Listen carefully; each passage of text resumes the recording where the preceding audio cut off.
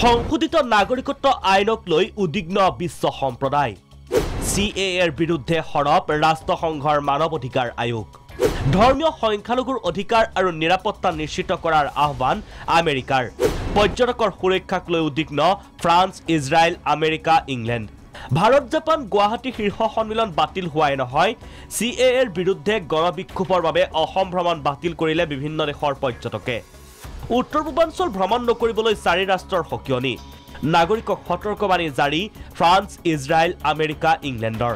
ভাৰতত থকা নাগৰিকক অসম সহ উত্তৰ পূৰ্বাঞ্চলৰ ভ্ৰমণ নকৰিবলৈও পৰামৰ্শ দিয়ে দেশকেইখনে সংশোধিত নাগৰিকত্ব আইনৰ বিৰুদ্ধে সৰব ৰাষ্ট্ৰসংঘৰ মানৱ অধিকাৰ আয়োগ CAAক মৌলিকভাৱে বৈষম্যমূলক আখ্যা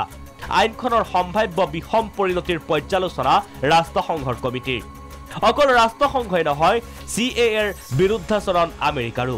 উদ্বিগ্ন ৱাশ্বিংটনে সংখ্যালঘুৰ অধিকাৰ নিশ্চিত কৰিবলৈ ভাৰতক আহ্বান জনায় উচ্চতম ন্যায়ালয়ে নতুন আইনখনৰ পৰ্যালোচনা কৰিব বুলিও আশা প্ৰকাশ কৰে মাৰ্কিন মুখপাত্ৰ জেৰমি লৰেন্সে national desk report Prag news